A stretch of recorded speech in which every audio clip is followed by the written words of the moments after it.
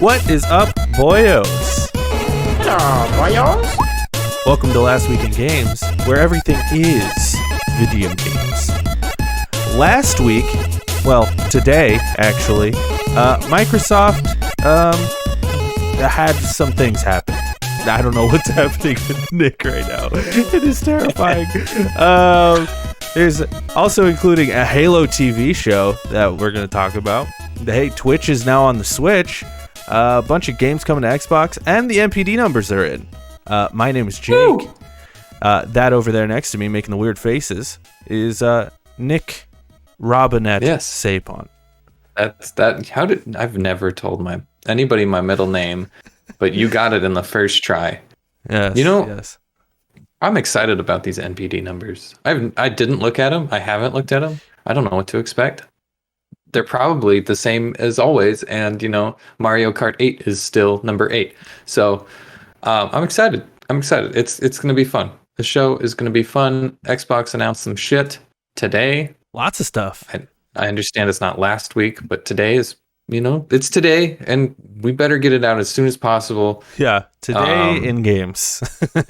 I don't like that. That implies a lot of work, a lot of very quick work that we just don't have time for.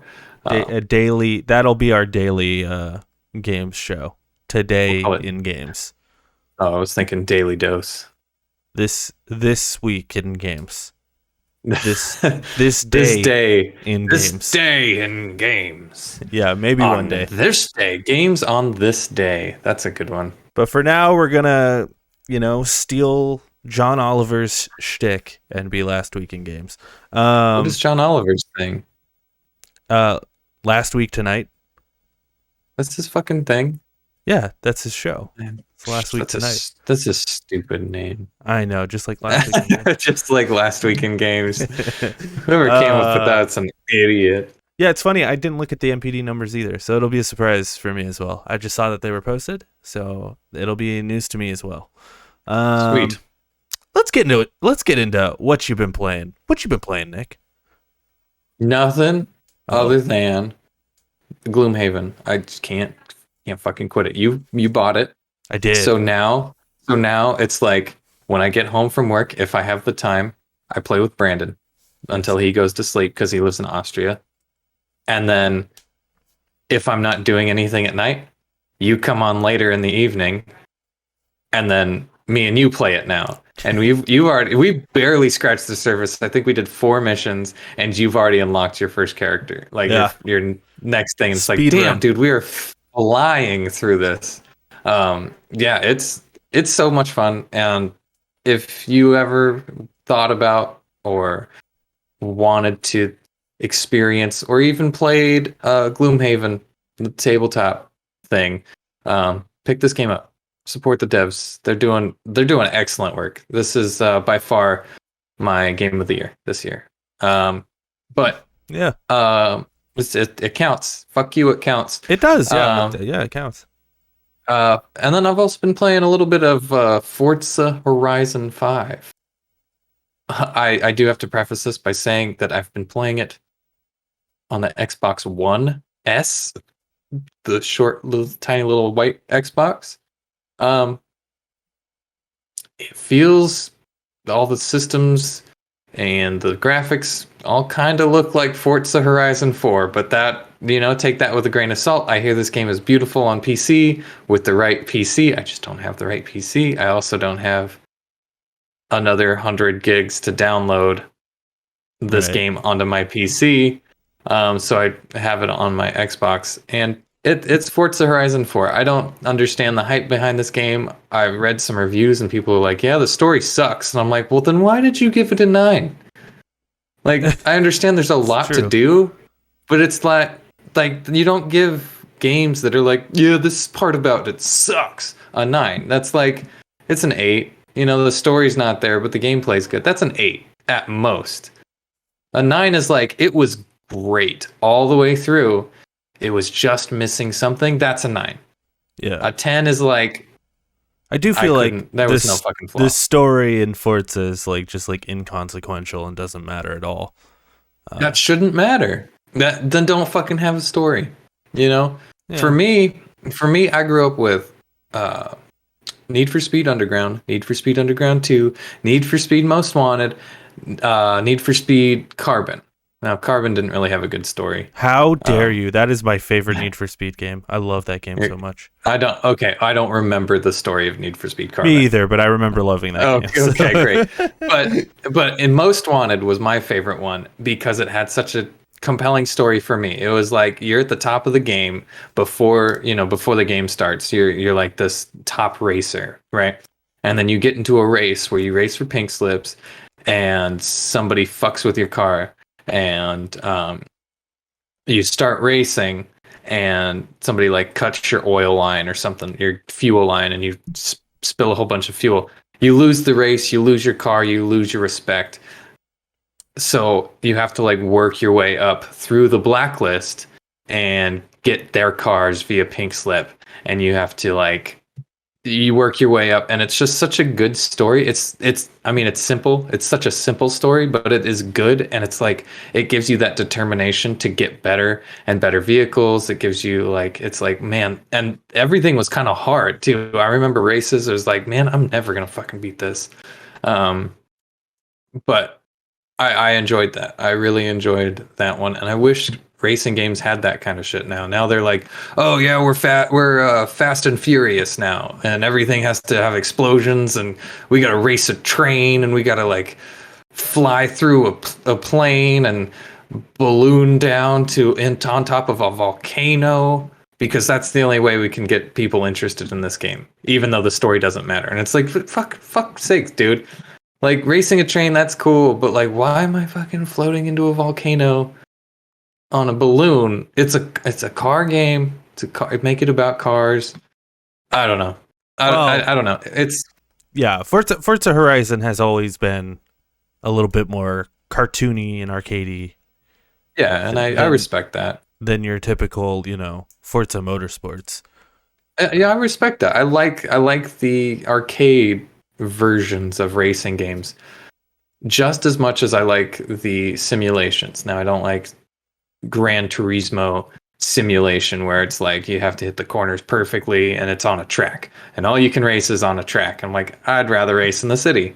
Sometimes those are fun though. Sometimes. But yeah, that's about it. What you been playing? So first and foremost, let me put this out there. I have been playing Taylor Swift's Red, Taylor's version. That's what I've been playing. First and foremost. What does that mean? So basically, and I feel like we'd be remiss if we didn't mention it, considering our intro song is a Taylor Swift song. Oh shit! I get to change that. No, but basically, like Taylor Swift doesn't own the masters to any of her songs. It's owned by some scumbag, I guess. So her way to combat this is she's going back and re-recording all of her albums. And she just got to Red, and that's the album with like 22 and songs. Oh, 22. Ooh, that one. Yeah. Okay. And I think I Knew You Were Trouble. Yeah, I Knew You Were Trouble When You Walked In. Yeah, that one. So yeah, I've been listening to that. I've been playing that, so to speak. And it's been a great time. I've enjoyed it a lot. I like that album a lot. I've always liked that album a lot, and it sounds even better now. Really? Yeah. Really? Yeah. Is it mostly the same? Is it new instrumentals or anything? So, like, is there any changes, or is it just like a one? Oh for one? yeah. Oh yeah. There's a lot of stuff. Like she added some songs. She did a song with Phoebe Bridgers on here. She did a song with Ed Sheeran on here. She released a 10-minute version of this song about Jake Gyllenhaal, and everyone's kind of shitting on Jake Gyllenhaal lately, which has been kind of funny to watch. Yeah, it's good, and there's like acoustic versions on here and shit, and yeah, it's really cool. I like it a lot. I appreciate that she's doing it. Nice. Yeah, also a genius business move. For one, she'll own the masters to these, and she came out and was like, "Hey, if you're gonna listen to my albums, listen to these ones," which is genius. And also, it's like, hey, I don't need to write new music for like the next like 3 years because I'm just gonna be re-releasing my old stuff and re-recording all that old stuff. And it's genius. And you get to change whatever the fuck you didn't like in the first ones. Exactly. Yeah, it's Yeah, so so it's true. like, man, I wish just knew that this should have been this, and then you just re-release it, and you're like, it's better now. Yeah, I yeah. think. Yeah. So apparently all of her albums up to Lover, she doesn't own. So like the 2 new ones she does already own. The ones that she released during quarantine, which are good albums as well. Yeah, there's some bands that I wish would go back and like do this to some of their old albums, like Say Anything. If Say Anything went back and that would be really cool. It's kind of a deep cut for some people out there, but yeah, look up Say Anything. They're a great band. But those first like 2 albums, if they re-recorded them and just like kind of made them sound a little bit tighter, that'd be amazing. Anyway, video games though. Everything's video games here. But actual video games, I played Back for Blood. I downloaded Back for Blood on my PC. Wasn't sure it was going to run. It totally ran just fine, which was awesome. Yeah. I had to lower the settings and stuff, and I had to disconnect my second monitor. But once I did that, it ran just fine. And that's good to know, because I just downloaded that. Yeah, you should definitely. Like, it's good. You should definitely give it a shot, because we played it on PS5 when the beta dropped, and it was ass, and it felt like ass. But playing with a mouse and keyboard, it's like, dude, this is how it was meant to be played. It makes so much sense. It just feels right. Like, I don't even know why they released it on console, if I'm being honest with you. Really? But I haven't played that much of it, so like I want to play more before I make any real calls. But like it's fun just mobbing with the boys, and just like hanging out and shooting things. Yeah. The AI is atrocious though. Like, your friendly AI, because we were playing with 3 and it's a party of 4, and so one of our guys was they're just idiotic. That's a bummer. I also played Forza for about 2 minutes via the Xbox Cloud, the X Cloud. That was not a good experience at all. But I was just, I guess I accidentally bought the Xbox Unlimited or whatever, because it was like $1 and I didn't realize. So I just canceled it, and it ends next week. So I was like, oh, let me try out the xCloud stuff. So I tried Forza, and that would be like the most intense game for that. So I was like, let me try something a little bit easier on the xCloud. So I tried out San Andreas, the new one that just came out. the new Grand Theft Auto trilogy, San Andreas. Yes. Oof, Which is I've been seeing horrible things about that. Yeah, it's on Game Pass, but it's only on Xbox Game Pass and xCloud, because it's just like not on PC or something. I don't know what's going on there. But like, yeah, it's a train wreck. I booted it up, and it's weird how it looks better and worse at the same time. It's like they smoothed some shit out, but like didn't take into consideration how that would mess some shit up. You know what I mean? Like the game was designed around the shitty graphics because it's a PS2 game. And there's almost like an artistry just to like working within limitations of the hardware, which I also think is why a lot of games feel boring these days, because they don't have limitations that they used to have to work around.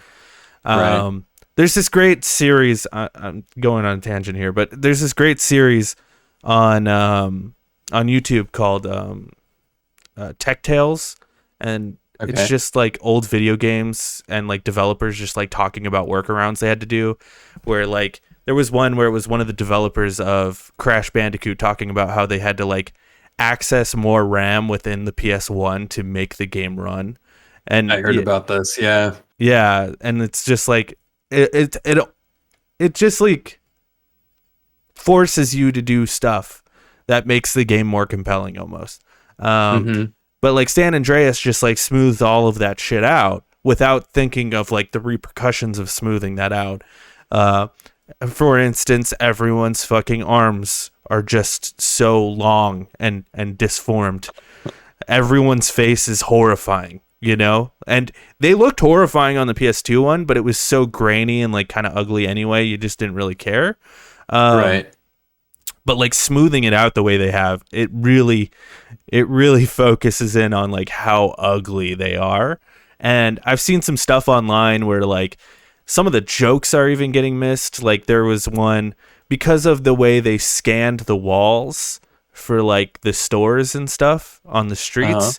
It was all just like rediscovered through artificial intelligence. So they didn't go in and like code all that shit again. It was just like AI detecting what it said. So like one of them's like a music store that says, come in and buy your air guitar today. And then, but in this one, it's come in and buy your AR guitar. Oh my God. Like, yeah. And it's just fucked. The one thing I did notice while I was even playing it was the rain is just, oh my God, it's horrible. And to be fair, the rain has always been kind of like horrendous in San Andreas, but like Jesus Christ, it's so bad. It renders It's Jason Bourne. It renders underneath water. So if you're next to water, it renders underneath water. So like you see the water and the rain disappears when it goes over water. Dude, it's insane that they released it like this. Like, and these are classic games. So like I was playing it and it's still San Andreas and it's still fun. You know, like if you love those games, you're going to love this shit. It's so nice being able to press R2, you know, it's, you know, just these like little convenient things that are nice. The story stuff, like being able to, you know, just restart from the start of the mission as opposed to like going to a hospital and having to get back to the start of a mission is very nice. So it's just like, man, they could have put in like 10% more effort and I would have been happy, you know? And like, dude, they didn't even put in as much effort as Tony Hawk did for the Tony Hawk re-release, you know? They need to do something like that for these Grand Theft Auto games. Because like the new Tony Hawk, it doesn't look amazing. If I'm being honest, like it doesn't look amazing, but it looks much better than the PS1 games. And they need to do that with these games. And the fact that they put Definitive Edition on the title of these is so disheartening and like almost disrespectful. And just it is kind of disrespectful, isn't it? Yeah. It's just like these are the games that you love, and we didn't do shit to them. We just gave it to an AI. It's definitive. This is the way it was supposed to be played, and it's like, no, I don't think so. Yeah, but yeah, that's kind of my thoughts on San Andreas. Granted, I didn't play it for long, mainly because I didn't want to eat through my fucking internet playing on xCloud. I might, you know, buy this trilogy when it goes down to like, you know, $15 in, you know, 6 months or whatever. But there's no way in fuck they expect me to pay $60 for this garbage. That's how much they're charging for it? For the full trilogy, yeah. They can suck my nut. Yeah. All they needed to do was just remake one of them. Remake San Andreas and, you know, put some effort into it, and you can charge $60 for that. But charging $60 for these three like half-assed ports, it's just not enough. Yeah. So yeah, it looks horrible. The memes. I mean, they're hardly memes. They're just more like reasons not to buy the game. Yeah, and it's just like, oh, okay. Honestly, dude, if they charged $20 for it, if it was like $25, I'd be like, okay, you know, it's just like a thing that they released for $25. It's the fact that they're charging $60 for it that just really gets my blood boiling. Like, goddamn. Anyway, let's get into what we lovingly call the titties. These are some tidbits of news that we think are worth mentioning. First and foremost, Halo TV show teaser. There is a Halo TV show teaser. I don't know if you saw this, Nick. I did. I watched the thing. Doesn't really show much, but you know, it shows that it exists. And Master Chief is in it. He sure is. You know what's really funny? As they were explaining this, did you watch this thing? I did. In events, we've got an Xbox 20th anniversary. I sort of watched it, like it was I like watched on it, in the yeah. background. I watched it at times two speed, and there was a thing that they said where it's like Halo, like Star Wars, can have so many stories to tell, and that line like stuck with me, and I'm like, it can, yes, but nothing is new. Nothing has been new since Reach or ODST. Those are the only two like off the beaten path a little bit that Halo has ever been told. Like there's Halo nothing Wars. about I guess. I don't know. There's But two of it's those. just like yeah, okay. But it's just like yeah, we can talk about like, the world that Halo is like around, the universe that's built around, and the backstory of Halo, but they don't. They just talk about Master Chief and the army. I forget what it's called, USNC, I think. Yeah, whatever it's And it's called. just like, can we get something else? Can we get like a perspective from anywhere else other than the fucking military? I'm so sick of this. We're in space, but we're still literally just a fucking military shooter. I hate it. But I absolutely hate it. Here's what I think, dude. Like, that is what Halo is fucking Master Chief and Cortana. And you know what it is when you take those things away from Halo? It's destiny. It's yeah, it's It's destiny. It's Destiny, it's Star Wars, it's Star Trek. It is a fucking because then you end up playing these things and it's like, this is Halo from a different perspective, and then you're like, what about this makes this Halo? If it's like all new shit. The universe, the like, if you like, what does that mean though? Like, I don't know. It's all Halo, new shit. It's like the fucking well, if it's not going to be all new shit. It'll still be set like on the Halo, like right? They still It'll use be the like, needler. there's workers that are on Halo, right? Working on the Halo. At some point, somebody had to go up grass planet. Yeah, and it's just like, okay, well, I don't know. Show me that. Show me like what happens before Mr. Halo, I just the feel Master like Chef, shows up and fucking dominates aliens.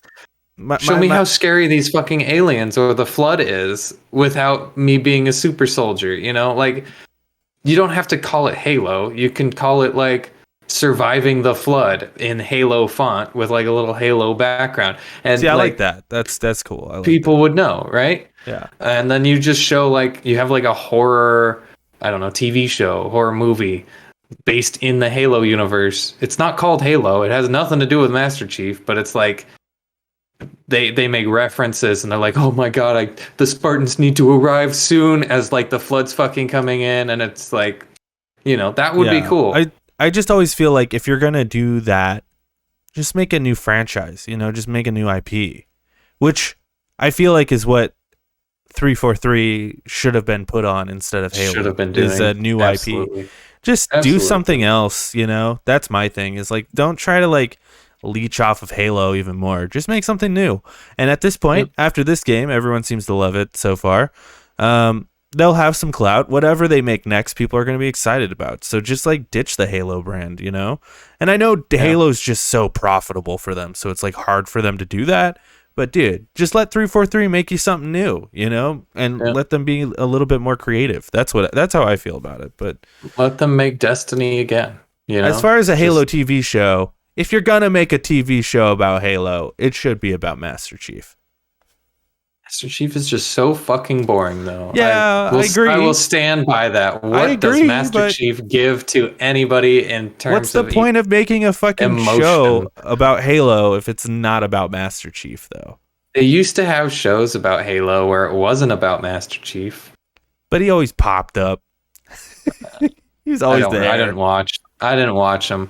But yeah, I don't know. Halo's so dumb to me. Like, it's like the worst version of a sci-fi fantasy. Yeah, it's like we took the most boring fantasy. Yeah, it's like we took the most boring shit, the most American shit, and just fucking put it in space. I'm with It's you, like dude. I've cool. never been the biggest fan of Halo. Yeah. So if they make a TV show, I probably won't watch it unless they show me something that's like, wow, this If seems I hear interesting. everyone being like, "This show is fucking incredible," I might check it out. But first Yeah. of all, it's on Paramount Plus. I am not gonna subscribe to Paramount Plus. You can't hold No. a knife to me to No. subscribe to that shit. Um, No. and second of all, I've never even really been a fan of Halo, so I don't know why I would watch that. But you know, Yeah. anyway, next titty. Twitch is now on the Switch. Whoa! Can you say that 4 times fast? Twitch on Switch. Twitch on Switch. Twitch on Switch. Twitch on Switch. Twitch on Twitch. Twitch on Twitch. Twitch on Twitch. Twitch on Twitch. This is crazy to me, dude. That it's been 5 years, dude, or 4 years, whatever it's been, and we're just getting Twitch on the Switch, dude. Netflix was on the Vita. The Vita came out 6 years before the Switch. Yep. Bro, what are they doing over there? You know, Netflix was on the Wii. The Wii, and Netflix is still not on the Switch. Yep. Yep. They're fucking Nintendoing it, and they're like, we got a functioning web browser on the Vita, and on the Wii, and the Wii, and the Wii U. What the fuck? There was a web browser on the 3DS. That's true. There was. Yep. What are they doing? I don't know, man. Every time I see a piece of news like this and I see it and they're like, isn't it great that Twitch is on the Switch? It's like, no. No, it's not. You're way late. It's too way late. too late. That ship has sailed, you know? Mm-hmm. No, I think it's them extending the life of the Switch because they don't have anything else. So they're like, well, what kind of functions can we unlock at this point? I bet you YouTube will come shortly after this, in the next couple of months. And, you know, the fucking party system will come up. Yeah, it's ridiculous. Yeah. Next piece of news. This goes along with the Xbox 20th anniversary thing. But 70 plus classic games are coming to Xbox. Some of them with performance boosts. I have the link here. Let me open it up. There's like a list. I'm not going to read all of these games, but you know, just a few ones worth mentioning. 50 Cent Blood in the Sand, dude. I forgot about that game. You remember that fucking game? I remember that game. It's a classic game. People swear by that game. That game's solid, dude. It just sounds stupid, but it's actually pretty good. A bunch of Dead or Alive games coming. The Fear games. Bunch of the Fear games, some Disney games, Max Payne games, Nier, the OG Nier. Yeah, just a bunch of really cool games. Skate 2. Yeah. Viva Pinata, that's a big one. Viva Pinata Party Animals. Couple of Star Wars games. Yeah. Yeah, I'm seeing that. It's pretty cool. Some SpongeBob games. Pretty cool. Yeah, so that's exciting stuff. Sony, what the fuck you doing? What are you doing? Where you at, Sony? Anyway. They're releasing I heard they're releasing Deathloop. Did you hear about this game, Deathloop? Yeah. I actually haven't. Okay. Please, can you explain the plot to me? I can't. They haven't really showed like a whole lot about the plot. They've just kind of like showed the gameplay, but it's out. Like there's plenty of fucking trailers. It's a brand new game, and I think it came out a few years ago, but they're still fucking showing shit off about it. Yeah. Give me Black again. You know, re-release Black. You know, I think that has sailed. If they're gonna release something, give me Freedom Fighters. Come on. Give me both. Steam Deck delayed. It was supposed to come out in December. It's coming out in February now. Yeah, that makes sense. Seems like a short delay for hardware, but what are you gonna do? Makes sense. Delay. I guess delay. Hey, before we move on, I forgot to mention this in the intro. Just so everyone is aware, if you're listening later and if you're watching live, we are trying to like raise money for able gamers. So you should, and we're gonna be doing that for like the next month. So come over to twitch.tv/lonercast and give us all your money, okay? So that we can give to able gamers. Yeah, actually, like, don't give us your money. There's like a Tiltify link. So just click that shit and donate, and we'll shout you out when you do that. Anyway, moving on. I meant to put that in the intro, but I completely forgot. Well, now it's halfway through the show and nobody will ever see it. Yeah, that's true. In events, the Xbox 20th anniversary happened. We mentioned some of the stuff that they talked about with the, the games and the TV show teaser. They also like announced like a documentary that they're working on to like talk about, and it seems pretty interesting. I'm actually kind of intrigued by it. Just sort of some like behind the scenes stuff of the original Xbox. So they talked a lot about that, and then they just kind of showed off some highlights of like, here's Keanu Reeves, here's The Rock, here's Bill Gates, Yeah. But the big thing that was announced, which I have an article here, which comes from Tom Warren at The Verge, Microsoft surprises with early Halo Infinite multiplayer launch, which is out today. Wow.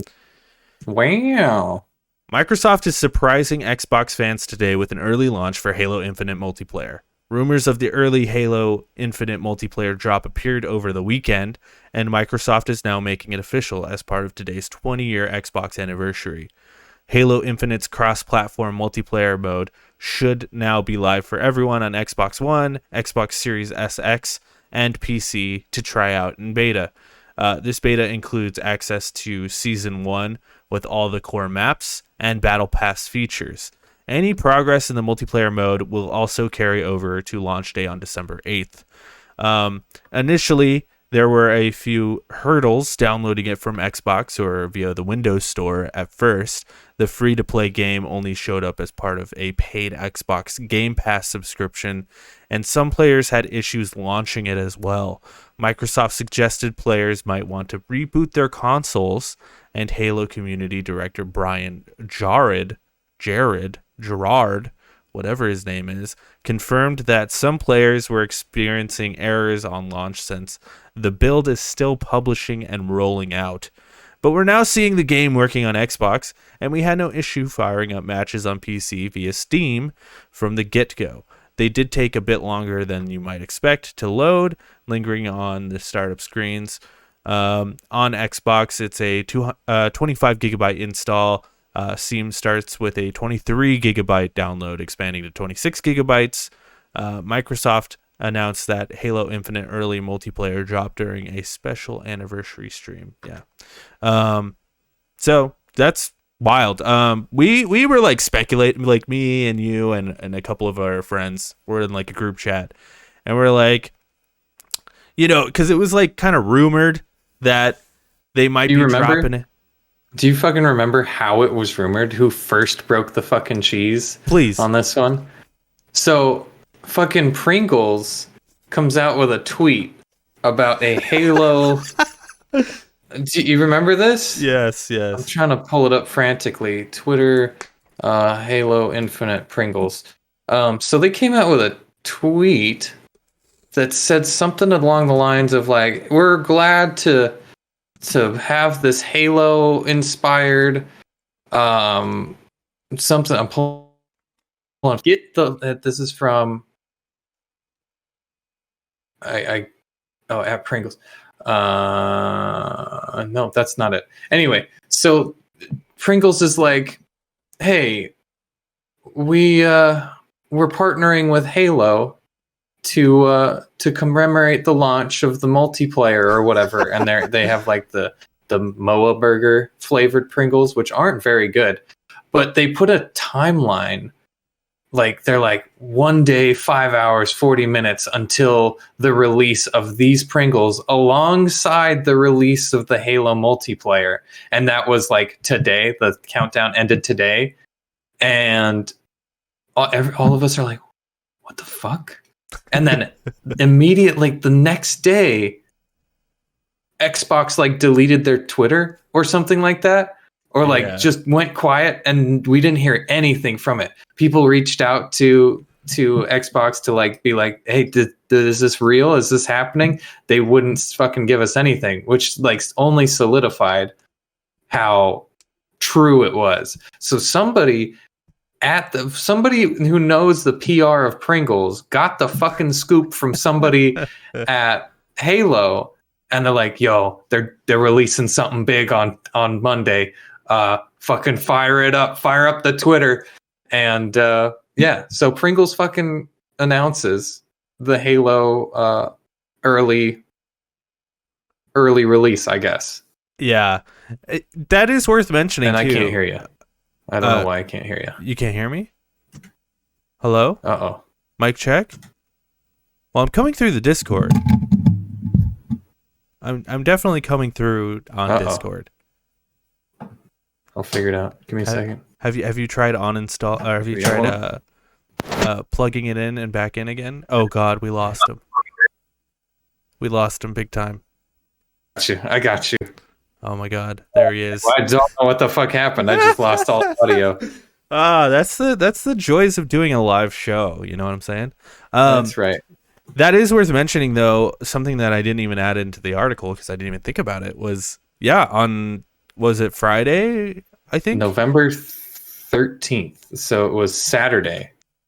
Saturday, Xbox's Twitter just disappeared. Like they like deleted it or something. Do you feel like that was like a PR move to like distract everyone from Halo to be like, oh, what's going on with their Twitter? Like maybe or maybe it's, but the way I saw it, I don't know what kind of fucking PR stunt it was, but the way I saw it, it was kind of like them going, oh shit, we've been found out. Let's make it look like we were hacked sort of situation. Like, I don't know. Like, that's kind of how it all seems weird, you know? Like, it's all a little strange. But like the fact that they're releasing it this fucking early, dude, like a full month early, pretty much. That's pretty wild. It's like, pretty great though. Like I fully respect it. You know, I really enjoy when a game's like, hey, this is done. Let's just get it out there. Test our servers. Make sure it runs when the full release hits. You know, I like that a lot. And I wish more games would do that with they had like multiplayer and not multiplayer, where it's just like, we're finished with this. You guys want to play it? Okay. You know, I just wish gaming was more transparent rather than secretive, because I feel like I would respect, even if like a game wasn't coming out and it's like instead of being like behind closed doors, like we're working on this secret game and we can't tell anybody about it because everybody will lose their shit. And then if we end up canning this game, everybody will even lose their shit even more. And it's like, well, if everybody loses their shit when you can the game, that should give you signification. That should signify you. That's not the right word. That should be enough. Like, you got this. I don't. You got this. It should give you like the incentive of like, well, maybe we are doing the right thing. Maybe we should like maybe scrap it and try again. Because something's not working. Maybe give it to a different team to work on. You know, like, yes, guys, it's still coming out. We hear like the 10,000 people that will buy this game day one. We're gonna try it again. You know, I wish companies did that, where it's like, hey, yeah, we got a Star Wars game. It's going to involve these people in this era. And people are like, oh, shit, that's my favorite era, you know? And then as you get more and more information, not necessarily show off gameplay or mechanics or really even the story, just kind of be like, this is, you know, God of War. but we're thinking about in this time period, and it's like, huh, I like that. And then people can get behind it and get excited over a long period of time, and they can see Is that how. not what they already do though? Because I mean, I don't know. I feel like I feel like we complain about it all the time. Where we're like, they announced this game way too fucking early or whatever, and so it's like, I don't know. And like we knew about God of War like 3 years before it came out, and we knew it was going to be Norse mythology. Right. But the thing is, it's like we tend to forget about that kind of stuff. If we're not fed it like overtly, we'll forget about it. Like, have you heard from oh man, that like cyberpunk flying spaceship game that was supposed to be Ubisoft? Beyond Good and Evil? Beyond Good and Evil. You heard about that recently? Well, that's what I was going to bring that one up actually, because when they first announced it, they're like, we're very early on, and they were like showing early builds of it and stuff, and they're like, see, it's like super early on, but this is kind of the ideas.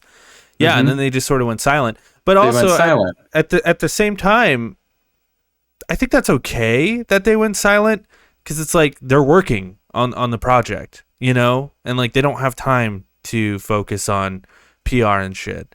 Right. I think the fact that they came out that early and were like, hey, we're making this shit, and here it is, like, it's fucking early going. Like, yeah. So, like, I feel like they did fine there. But yeah, what did happen to that game? Well, I'm sure it's still being worked on, like you said. But the thing is, like, I wish the way that Larian Studios works, the guys that are making Baldur's Gate 3, I really like the way they do it, because they give like monthly updates. They're like, hey, we're working on Baldur's Gate. This is as far as we're in. We'll give you a little bit to play, and we're just going to change shit just constantly because we're literally still working on it. Yeah, and that works for some games. I just feel like that does not work for, a God of War or like it definitely doesn't work for story, or even like games, Beyond Good and Evil, even Halo. Like, I don't think it works for that. But I think it'd be really cool if like people would be like on Twitter or something like that on their website, just like put up little things like working on the models today and have like an unrendered, character model in there. I think that would be kind of cool. Yeah, I guess. Or just like behind the scenes. I love behind the scenes shit. I have to watch all of the fucking documentaries where it's like, this is how we made Black Widow. This is how we made Shang-Chi. I love that shit. This is what Star Wars was, and the ideas. Dude. Yeah. Well, I've watched a few of them. I love that shit, and I love seeing behind the curtain a little bit. He did a whole series on Hades, because Hades did exactly what you're saying, where it was early access, and they were constantly changing it and building it out. And as they were doing that, NoClip did a documentary of the behind the scenes and stuff. Yeah, I think that's a super good way. Maybe not all games. Maybe you have the games that are like obviously going to come out, like fucking Halo, Call of Duty. You don't need to fucking tell me about those. Like, tell me about the games that we should be getting, like the Amy Hennig Star Wars game. The Amy Hennig Marvel game. They announced it. They're like, yeah, we're working with Amy Hennig. That's it. That's all we've got so far. I feel like for this Halo thing, like the fact that it came out this early, it's weird that this happened, but it's also like comes right like the week after Animal Crossing came out 2 days early. It's just kind of weird. It's becoming like a new precedent to like release games early. I dig it. I almost feel like it's like to secure their networks. Like, let's shadow drop this shit, so then it's not like bombarded. Because people like take the day off for like the release date. So like this way, it's like people don't have time to take the day off, and we can just have like a normal release, and like this is gonna be like a normal player base. Although I'm sure the Halo player base is still fucking insane today. Oh yeah, everybody's downloading it. I downloaded it. I plan on downloading it after the show. And yeah, so it's I think it definitely has something to do with that. And I don't know. I dig it way more than like telling me a game's release date and then pushing it back. It's like fucking overshoot that. I agree. Overshoot I it by totally a agree. fucking year. And then if Yeah. it's done before that, you go, actually, you guys, we're way closer than we had initially thought. So we're going to dial it back and it's actually going to release sooner. Like that's how we should be doing it instead of like, yeah, this is going to release in 2022 sometime. And it's like, 2024. It'll release in 2024 and we'll fucking see where we're at in 2022. Like, just let me know that. Like, transparency. That's Yeah, I totally agree. The game industry does not have a whole lot of transparency about anything. They want the hype, like they want that hype, but then they squander it so often by delaying games or like announcing things too early or like, putting pressure on the studios to get things done before they're done, and then like the game coming out in a horrible state. Like, yeah, I agree with you to a certain extent. So, anyway. Like one of the games, I know it's already out, but Risk of Rain 2, the developers, there's only like 6 guys that work on that, 8 guys that work on that game. But every chunk that they work, every like quarter, they release something that's just like, here's our thoughts, where we're at. Here's a couple of examples of what we're working on. And this is kind of what we think is going to happen. Let's answer some of your questions. Let's do like bug fixes that we know exist and that we're working on currently. And they're super transparent about it, and it's really nice. I gotta say, it's really nice. Even if this game wasn't out and they were still doing this, it'd be like fucking perfect, dude. Now I know what to expect. I know where this game is going to be. I know how much time I'm going to have before this game comes out, and it's just limiting my expectations a lot. Whereas, Cyberpunk is just like, yeah, this game's going to be huge. And then they push it back and they push it back and they push it back. And I was like, oh, it's going to be able to do this and this and this and this and this. And it's like, it's not. It's really not. You're just lying to me. For sure. Just to get pre-orders. I wish pre-orders would die. But I understand why they're there. I don't. I really don't understand why they're there. It's for investment things. Yeah, fuck your investment. I'm your investor. I pay your bills, bitch. Anyway, let's get into the MPD numbers. Please. These are the top selling video games of the month of October 2021. At number 1, surprisingly, is Far Cry 6. At number 2 is Back 4 Blood. At number 3 is Metroid Dread. At number 4 is Madden NFL 22. At number 5 is Demon Slayer Kimetsu no Yaiba, the Hinokami Chronicles. What a title, huh? Wow, yeah. At number 6, FIFA 22. At number 7, Marvel's Guardians of the Galaxy. At number 8, Mario Party Superstars. At number 9, NHL 22. And at number 10, NBA 2K22.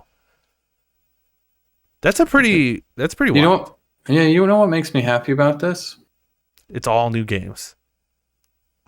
Well, yeah. There's no Mario Kart 8. Oh, we'll get there. Oh, I know. But last month, fucking keep Mario Kart 8 out of my monthlies, please.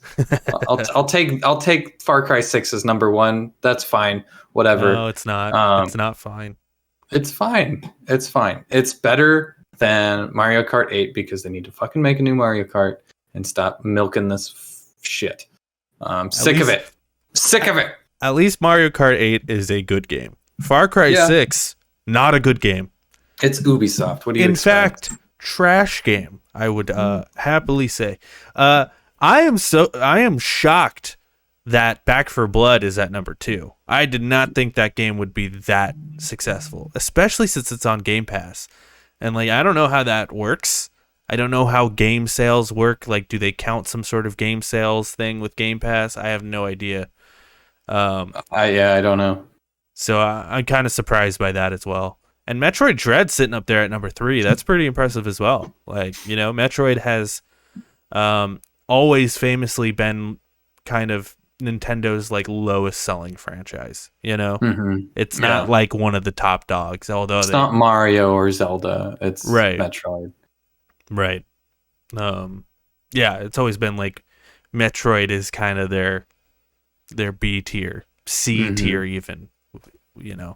I think it's only up there because there's literally nothing else from Nintendo. They got Mario Party Superstars, which is also kind of like a B tier. Like people play it, but not that many people. It's like that's actually lower than I had anticipated it being. The fact that that's lower than Metroid Dread just kind of shows you the state of like where Nintendo is. People are just like desperate for a Nintendo game, I think. For an action game. We haven't had an action game in a while. On the Switch. On the Switch, yes. Yeah. Pretty interesting stuff. Here are the top 10 selling video games this year so far.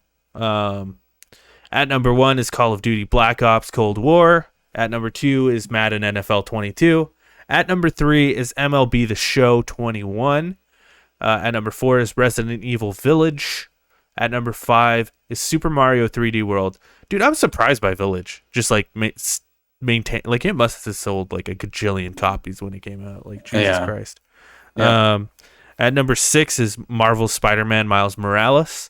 I like that one. That one is I like how high that one has been staying up there. Yeah, especially since that's a PlayStation exclusive. PlayStation 5 exclusive, yeah. No, it's on the 4. It's on PS4 as well. Yeah. Now it is. It was at launch. No? Yep, I promise you it was. Was it? You just had the PlayStation 5 version of it. I just bought the PS5 version, and that's why I couldn't play it. Yeah. It was on the PS4, so if it was only on the PS5, that shit would not be on here.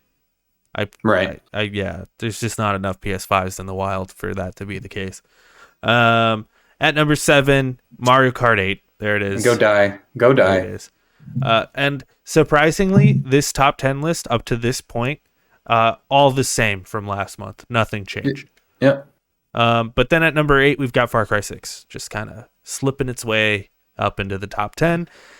At number 9 is Minecraft, and at number 10 is Assassin's Creed Valhalla. People play that game, huh? I guess. Or they did. I never hear anyone talk about it, No. I can't imagine it's good.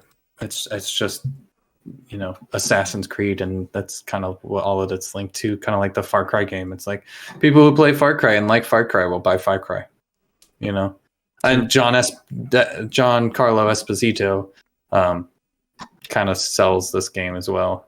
It's like, I love that guy. Breaking Bad, Yeah, Mandalorian. Yeah. Mandalorian, yeah. What to look forward to next week? Battlefield 2042 comes out November 19th. Also on November 19th is Pokemon Brilliant Diamond and Pokemon Shining Pearl. Comes out on Switch. That's it. That's all the games, baby. There's other games, but those are like the big ones. You want to do the recent reviews via OpenCritic? Well, I mean, there's only one. We got one recent review from OpenCritic that's really worth mentioning. Shin Megami Tensei 5 has an 86 out of 59 critic reviews. Usually, I would have more, but usually reviews have to have like around 30 critic reviews for me to even put it in the show. Like there was Grand Theft Auto Trilogy was on there, but it only had like 6 critic reviews, and I'm like, that's not a big that's not a big chunk to pull. It'll probably be more next week. Yeah. So I'll update it, and we'll see. We'll see how it goes. But yeah, Shin Megami Tensei is the only thing, and it's doing really good. 86 out of 59 critic reviews. Yeah, I'm excited to play it. I wasn't able to buy it. I'll buy it next week because I get paid. I'm broke right now, so Woo! I was gonna say donate to us so I could buy this game, but actually instead donate to Able Gamers. That's more important. Do that. I'm an able gamer. That's true. We have a section here at the end of the show where we like to take questions from the audience. So if you're watching live, or if you're watching on YouTube, rather, leave a comment in the YouTube section. Come over to Twitch. If you're here live right now on twitch.tv and you want us to like talk about a certain topic, just go ahead and drop it now. Otherwise, we're going to end the show. But we have one thing here from Paul Williams, and it's not so much of a question as much as it is a statement. But why was I getting so defensive? This is from last week's show. Why was I getting so defensive when Nick was hating on Vin Diesel? I've always seen him as a big D&D gaming nerd that keeps to himself. I've been enjoying the show recently. Great job, guys. So apparently he didn't like the show before, but now he likes it. So but now it's the rebrand, dude. It's the rebrand. The Last Week in Games. That's what it is, right, Paul? It's the rebrand. It's got to be the rebrand. It's all the yellow. Yeah, all the yellow. Thanks for sending in this question, Paul. Thanks for watching. I didn't realize anybody out there watched, but it's heartening to know that someone. Yeah, it gives me, and I haven't seen you in like several years, and I feel like we should change that. Yeah. But I wanted to say, and I actually commented on this comment already, but I'm going to say it here. Well, I do believe Vin Diesel probably is a weird D&D gaming nerd. I would recommend go and watch Drew Gooden's video. I think it's called Vin Diesel is the King of Cringe.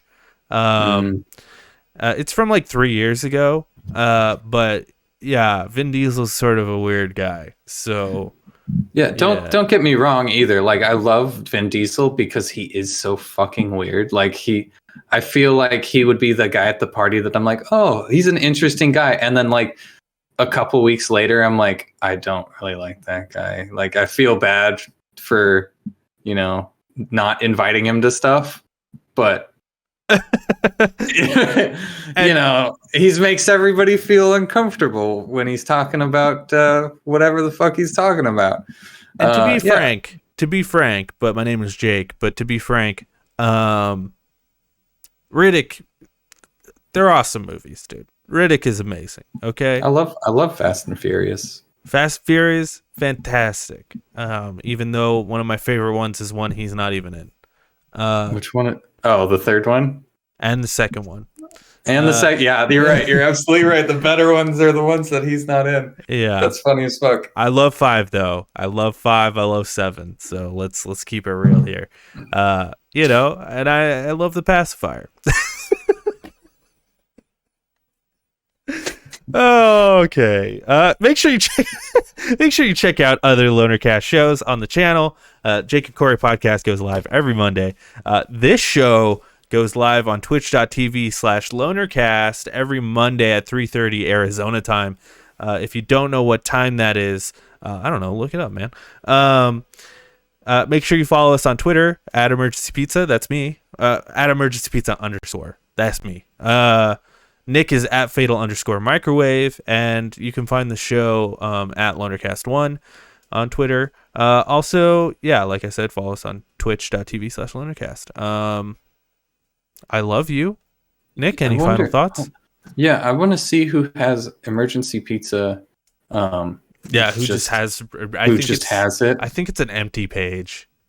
Oh, that would be really depressing. The sons of bitches. Maybe you could buy it from them. Maybe. At Emergency Pizza.